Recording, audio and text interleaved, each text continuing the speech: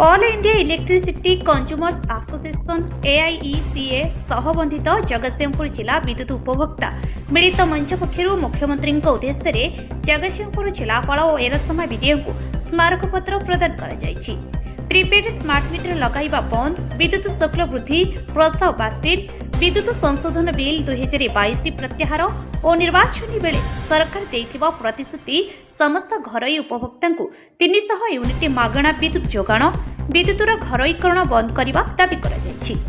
AIECA Odisha राज्य committee सभ्य सुभाष स्वाई, सामाजिक कर्मी विश्वावसु दास, प्रदीप्त राम, बंशीधर बेहेरा, संजीव मोहंती, सुभाष परिड़ा, अशोक स्वाई, महेश्वर दास प्रमुख वक्तव्य प्रदान करथिले। जगतसिंहपुर जिलूर संग्राम किशोर पट्टनायक रिपोर्ट, आवाज ओडिशा।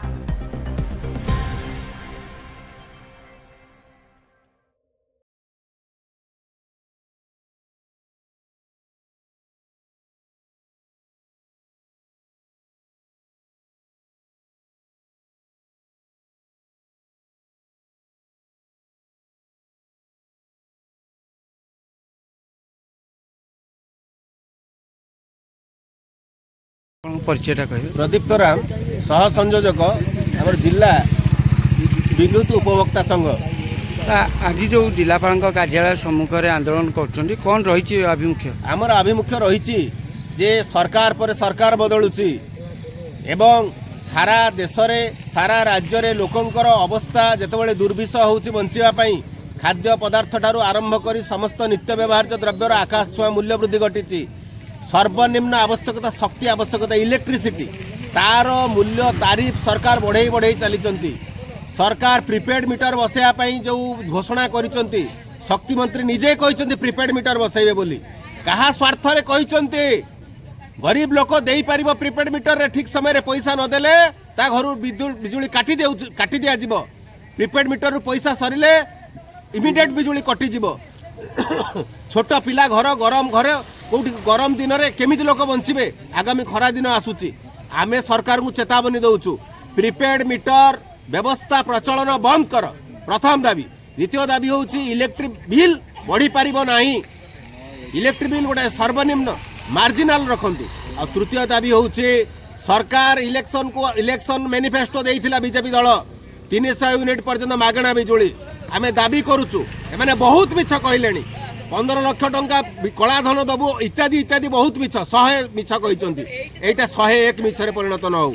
300 यूनिट मागणा बिजुली तुरंत कार्यकारी करंतु एवं सरकार 2022 जो इलेक्ट्रिक बिल संशोधन एक्ट सेटा प्रत्याहार करंतु एवं ट्रांसफॉर्मर अचल पोड़ी गले नूतन ट्रांसफॉर्मर लगेकरी तुरंत विद्युत सेवा अब्याहत रखंतु। अघोषित बिजुली काट लो वोल्टेज बंद करा जाऊ। यही सबू दाबी रे आज आमे जिलापाल जरिया मुख्यमंत्री को दाबी पत्र देउचु, कंपनी को तागिद करुचु, जनगण निकट में आवेदन करुचु।